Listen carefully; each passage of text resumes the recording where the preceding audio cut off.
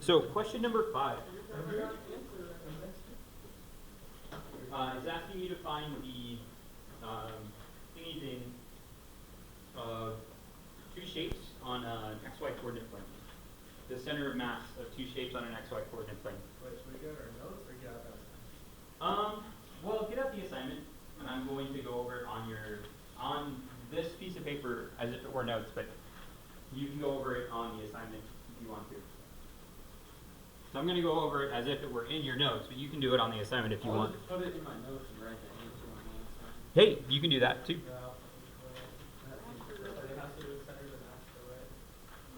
Yes. So question number 5 has this little L-shaped dealy bobber. 2, 3, 4, 6, 7, and then 1, 2, 3, 4, 5, 6,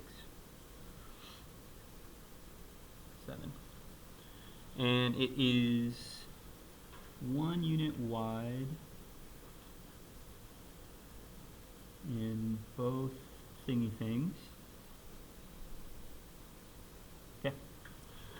And it's asking you to find the center of mass of this, I don't know, like square looking thing. When I say square, I mean like carpenter square. L looking thing, carpenter square looking thing. So how we're going to find the center of mass of this? Yep, framing square. So here's how we're going to find the center of mass. The problem also says that you're going to assume that it has a density of 1 gram per square centimeter, right? Is that what it says, 1 gram per square centimeter? Okay. Or cubic centimeter, I think, right? No. Square centimeter? Okay. So what we're going to do is we're going to break this into 2 separate shapes. And it doesn't matter how you break it into 2 separate shapes. You can break it into 3 separate shapes if you want to, but it's going to be most efficient to do it into as few shapes as possible. So like you could do long rectangle down here, short rectangle up here. You could do long rectangle up here, short rectangle over here, or you could do short rectangle, square, short rectangle, but it's going to be more efficient to have fewer shapes. So for me, I don't know why, but I seem to like the idea of having it be long rectangle like this and then short rectangle like that. I don't know why, but that just seems right to me. You know, the funny thing is, if you would straight across, both rectangles would be the exact same size. Yeah, but then you'd also have a square to deal with. If instead of doing like the whole square thing, because it's 7 and 6, if you just went across, it'd be both rectangles would be the same size. I don't know what you mean by we just went straight across. No. Like if you didn't put this line, but you put the line there, these 2 rectangles would be literally. No, because that rectangle would start at 1 and that would equal 6, and your 6 that goes to there. Oh, yeah. If you started at 1, that would put it at 7. No, it'd still be 6. Well, because right now this rectangle here is But they wouldn't be equal. 2, 3, 4, 5, and this one is 1, 2, 3, 4, 5, 6, 7. Yep. True. Okay. So anyway, so Yeah, because there'd still be. It'd Comes in still on your be paper. 6, 1, and 2, 3, 4, 5, 7 minus 6 1. spaces going up and 6 spaces going across. From 0 to 6 is obviously going to be 6. okay. 7 to 7, 9. Yeah, but if you're going to drop more square. Oh. I'm still not 100% clear on what we're debating about. Like if you took the line here, it'd be 1, 2, 3, 4, 5, 6. Except you skipped 1. 3, 4, 5, 6. No, you're going from 1 to 7. If you took the line Because like that's this not part of the instead shape of down, anymore. Okay. they would be exactly equal rectangles. They'd be the exact same size. Okay. So anyway, step number 1 to finding the center of mass of this whole shape is you're going to find the midpoint of these two rectangles I've created. So if we're looking at just the long rectangle I created, the midpoint is going to be halfway across. So 0.5 is going to be the x-coordinate, and then halfway up. So what's half of 7? So 1, 2, 3, 0.5, and then halfway across is 0.5. So the midpoint of this one right here, I'm going to call this shape A. The midpoint of A is at 0.5, 3.5. And then I'm going to find the midpoint of shape B. I just called it A again, shape B. So if I want to find the midpoint of shape B, I have to take into account that it's not starting at the origin like the other one was. So its x-coordinate of its midpoint doesn't start, like I'm not finding the middle from the origin, I'm finding the middle from 1. And this is 5 units long. 3.5. Right. So 1, 2, 3.5. So the x-coordinate is 3.5, and then I go up 0.5 because it's 1 unit wide. So the midpoint of this one is 3.5, 0.5. Do you guys see how I got that? So I found the midpoint. Step number 2, I'm going to find the masses of both of these. So find the masses. So shape A has an area of what? 7. And in the instructions it says that it's 1 gram per square centimeter. So it's 7 grams. So I'm going to say that A is 7 grams. And what's the area of shape B? 5, right? So what's the mass of shape B?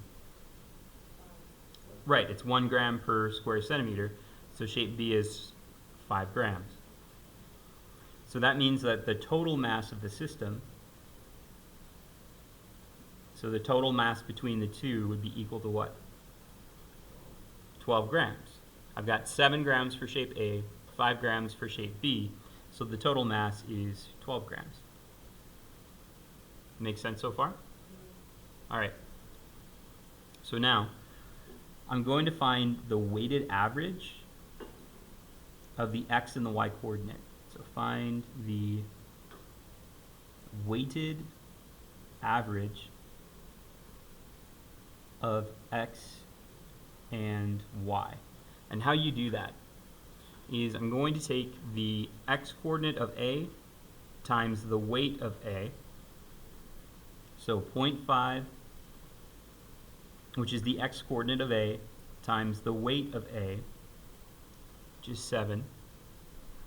I'm going to add, so this is for the x coordinate here. I'm going to add that to the x coordinate of B, which is 3.5, times the weight of B, which is 5. And I'm going to get a number back out from that. So 0.5 times 7 plus, sorry, what do I get? 3.5, which is the first one, 3.5 times 7 is 3.5. Right, plus 3.5 times 5. And so what do I get from adding those whole things together? Well, 3.5 times 6, 21. So 3.5 times 5 plus 0.5 times 7 is 21. Yeah. Now, this is these two weights added together. I have to average them, or not average them, I have to divide them by the total weight of the system. So I'm going to divide them by 12 to get the x coordinate of the center of mass. 1.75. So the x coordinate of the center of mass is 1.75.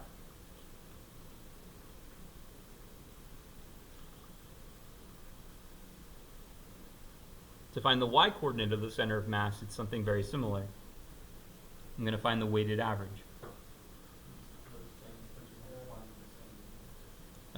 Is it? Let's find out. So let's do 3.5 times 7 plus 0.5 times 5.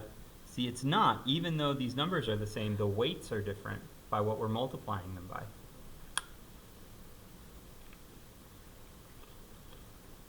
And so you end up with 23.7.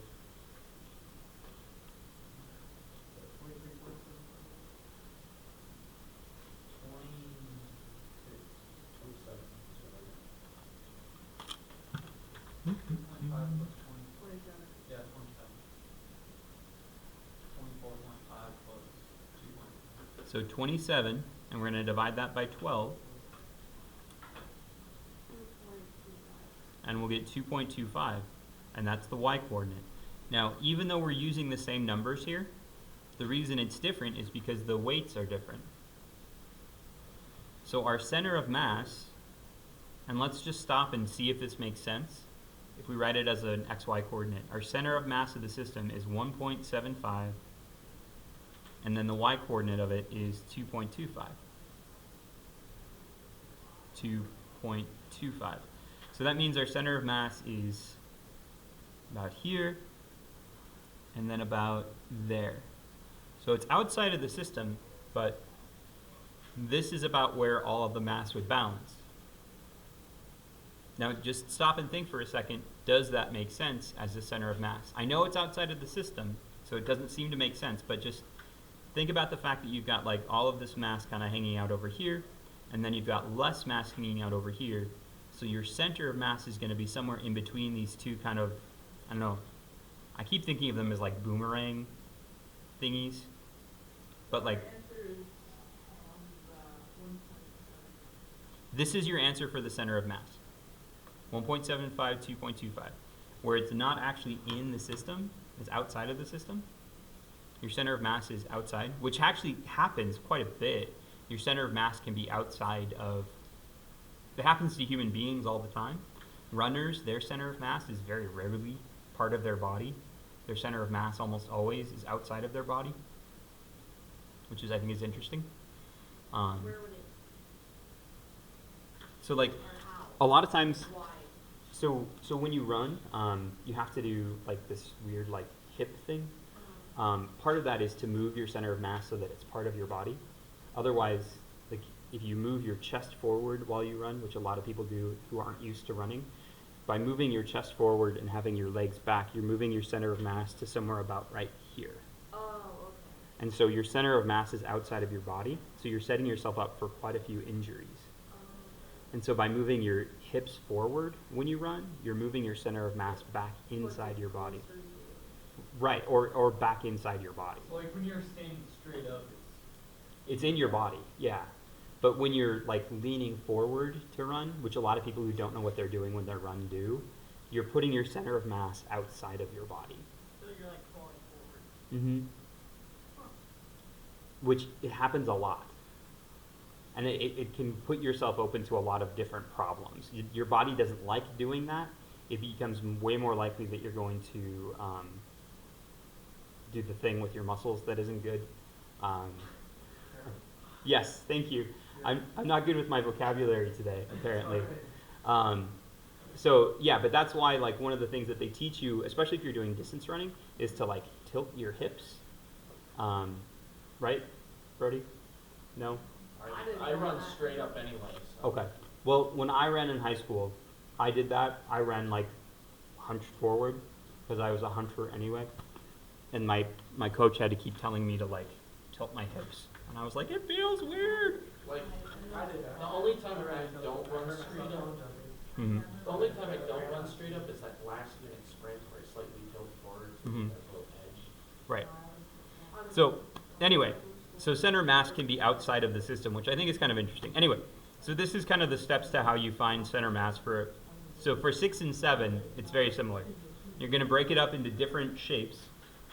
Find the center of mass of each, or find the center of each shape, and then find the weighted average of the shapes, and that's going to be the center of mass of the system. So that's the new thing? No, Bradley it's Walker, one of the new please things. report to the office. Bradley Walker. I'm excited too. I know. I can tell that is a look of pure excitement on your face. That is not trepidation at all. It is excitement and absolute intrepidness, if that's a word. Sure. Yep. You're as brave as an explorer who's exploring a new world. Today's homework, that's all it was for 5, 6, and 7. No, that wasn't my plan. My plan was to have you do 5, 6, and 7 as part of yesterday's homework, and No, but like that's all that you would do on those problems. yes, Okay. yes, So yes, with 7 you break it into 3 shapes then. yes. And then 8, 9, 10, and 11 I wasn't going to have you do because I'm going to leave off the ones that have the semicircles. because those are a little bit weirder. They're not that much worse, but they're a little bit weirder. So let's. Great, but I'm gonna leave them off. If you want to do some Googling on your own and figure it out, you go for it. You go nuts, dude. Give it a googs. Just go nuts. Goog it up. Just give it a googs. So let's talk about let's throw some calculus into this now. So these are our new notes. These are new notes. Yep. Yeah. Yep. So yeah, I'm still recording. All this is still on there, dude, for posterity. I didn't know. No, it's okay. It's okay. It's amazing how many people who are not in the United States watch my videos. What? Yeah, You probably laugh at them. I possibly. Some of the conversations we have, I mean. Do a lot of people watch it? I think I'm close to 600 views. Wow. Oh boy. On all of them combined? Yep, all of them combined. Oh. You're getting there, Mr. Tab. Yeah, no, I'm sure. How many videos do you have? About 100. That's about 6 years a piece. It's not very much. I'm very far away from being Jenna Marbles.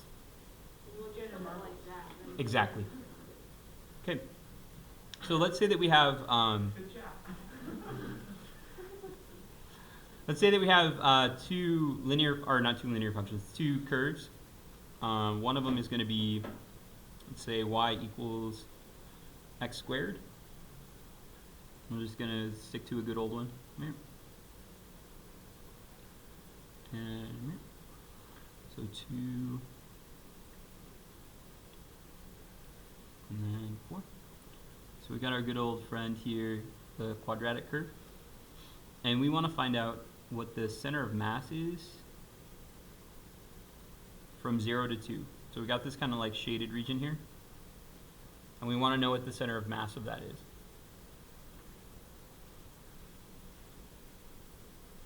So we'll say center of mass, question mark? And Oh, it's under? yeah, so between that and the x-axis. So we're looking for the center of mass between y equals x squared and the x-axis. What's the name of this? So this is just center of mass continued. Okay. More center of mass craziness, I put in the notes. center of mass gone wild. Yesterday was Fat Tuesday, so it was Mardi Gras. You? What? You got anything? No, I'm not Catholic anymore, so no. Hence the no cross on my forehead. Nash? It's Ash Wednesday today. Okay, so if we want to find out what the center of mass of this thing is, here's what we would do. So first we have to find out what the total mass of the area underneath this curve is. So I'm going to give you guys a few formulas here. First, total mass. The formula to find total mass is going to be equal to a constant k, and we'll get to that constant k for a second. It's going to freak you guys out. Times the integral from a to b. And then inside here we're going to do f of x minus g of x dx. And then the value of that is going to be the total mass underneath this curve. Now, we should have two curves. In this case, I only gave you one curve. In this situation, y of x, or y equals x squared, is my f of x, and my x-axis is really masquerading as my g of x. Now, how could I rewrite the x-axis to make it look like a... X equals 0. Not x No, equals y 0. equals 0. Yeah.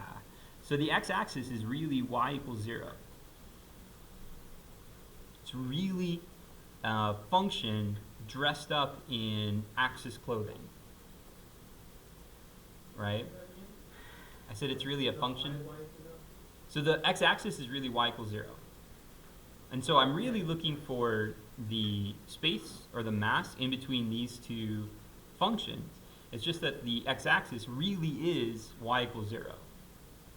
We just call it. It's just x squared minus 0 is what you're figuring out. Right, so like this f of x here would be x squared, and g of x would be y equals 0, or just 0. So I wouldn't really need to have this minus 0 part here, because x squared minus 0 is still just 0. But in the future, I'm going to really have two different functions in here. So I'm going to give you this general form, so you can use it for slightly more difficult ones that will come in the future. Okay? So next, you're going to need to be able to find the moments. And there's two formulas for the moments. And this is where it gets a little bit confusing. There's the moments on the y-axis. We're going to call it m sub y. And m sub y is equal to the same constant k times the integral from a to b of x times, in parentheses, f of x minus g of x dx. So that's the formula for the moments on the y-axis. And then the moments on the x-axis have a different formula. We'll call this m sub x. These are equal to k over 2 times the integral from a to b of f of x quantity squared minus g of x quantity squared dx. Stop that.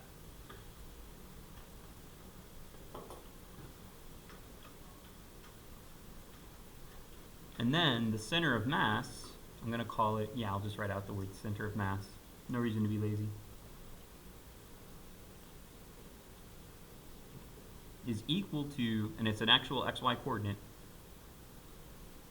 So the x coordinate, and this is where it gets a little confusing, is the moments of y divided by the total mass, and then the y coordinate is the moments of x divided by the total mass.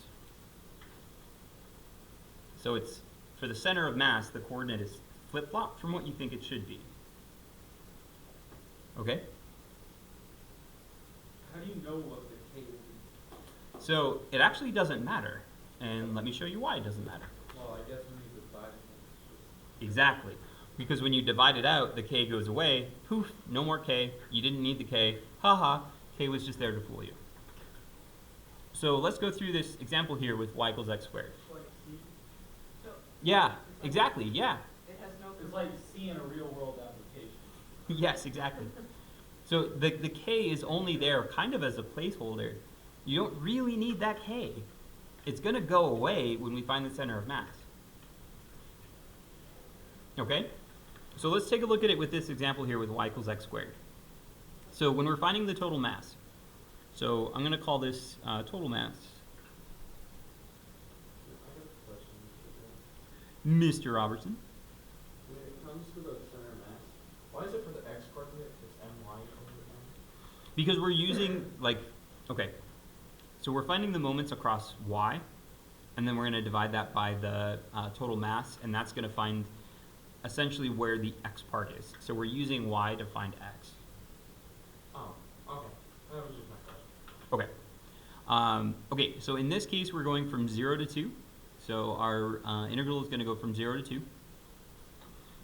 And then our f of x is x squared, and our g of x is 0. So I can just jump right to saying just x squared. I don't need to add the minus 0 in this case. And then dx.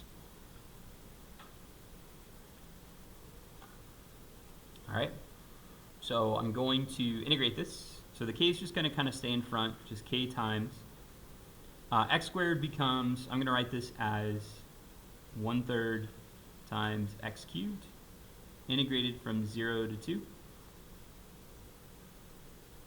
And if I put a 2 in there, it's going to become like a million, right? Okay. So 1/3 times a million? Oh, there we go. Okay. So this is going to be 8/3 k. Cool. So that's the total mass of the thingy thing under here. So we still don't know what k is, but we won't need to know what k is because it's going to go away real soon. All right, so now let's find the moments of y. So m sub y is going to be equal to k times, integrating from 0 to 2, x times, and now we don't need to do x squared minus 0 because 0 is just 0. So I'm just going to do x squared times x times in parentheses x squared dx. So this becomes k times the integral from 0 to 2 of x cubed dx. And then when I integrate that, it becomes k times the integral from 0 to 2, or sorry, when I integrate it, the integral goes away, Mr. Taft. This is going to be k times 1/4 times x to the 4th from 0 to 2. And then when I put 2 in, 2 to the 4th is, okay, cool. And then 1/4 of 16 is, so this is really just 4k. Like those super fancy TVs nobody can afford. Okay? And then we're going to do mx, the moments of x. And that's going to be equal to k over 2. Valencia Medina Cabrera, please report to the office. Valencia Medina Cabrera. 0 to 2.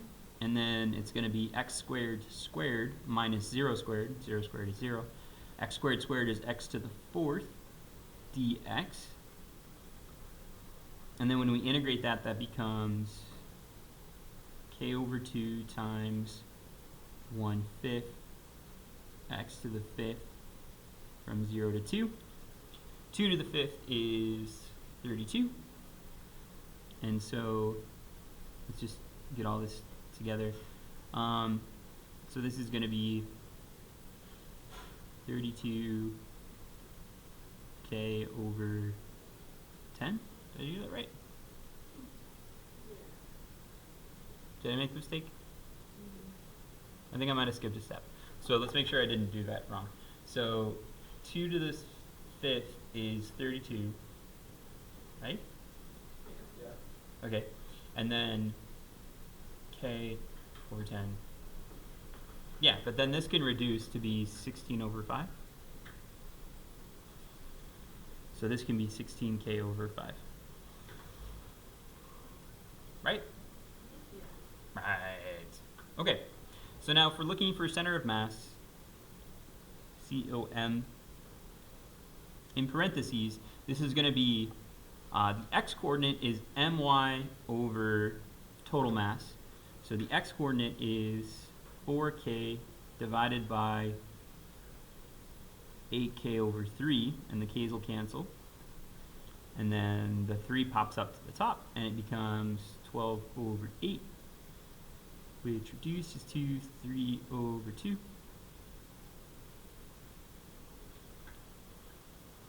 Right. And then the y-coordinate is 16k over 5 divided by 8k over 3. And that becomes 16k over 8k. And it's annoying you guys because I'm not using the lines. Okay, sorry.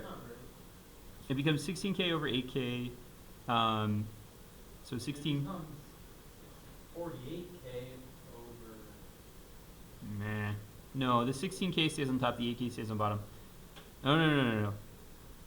What am I doing wrong? You gotta multiply by the reciprocal. Yep, you're right. Meh. 48k over 40k. You're right.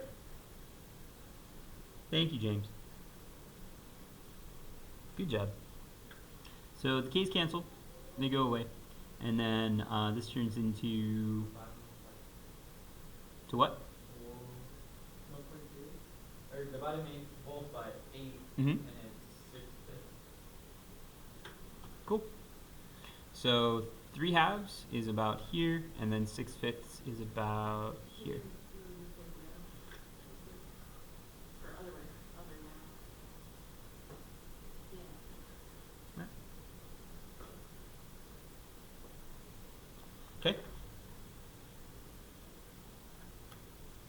Kinda, sorta.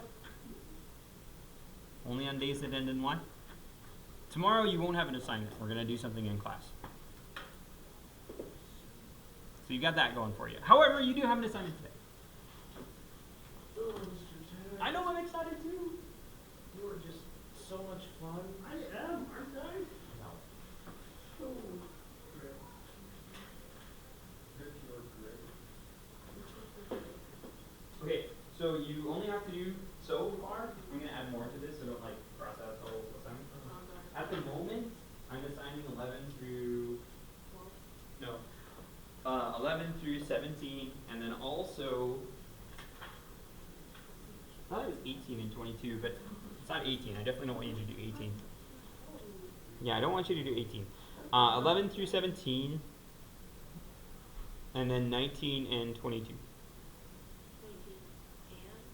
22. Mhm.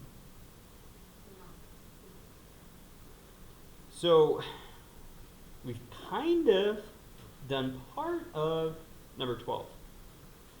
It's just number 12 is from -2 to 2 instead of from 0 to 2.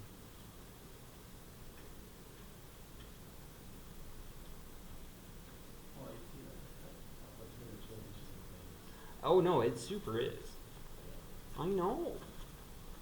I Is there know. a balance on the, like, the y-axis, is that the line that cuts them in half symmetrically? Mhm. Does that just mean the middle is gonna be 0 if that was down? Which question are you asking about?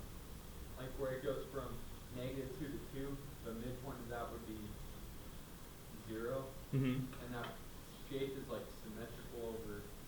But that doesn't mean the center of mass is there, because you have to take into account the fact that. So if you're asking about number 12.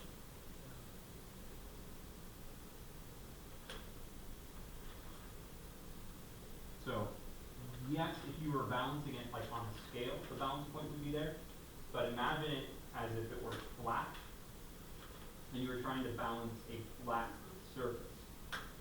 This isn't where it would balance as a flat surface. Well, I know it's not gonna be on like the axis, but it has to be 0 up and down to Yes. balance it side to side. Yes.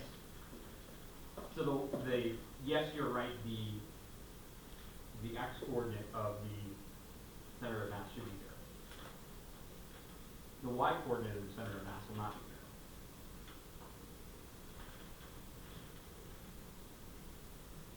Because it's symmetric. If it weren't symmetric, it wouldn't be. So like if it weren't from -2 to 3, then no, it wouldn't be 0.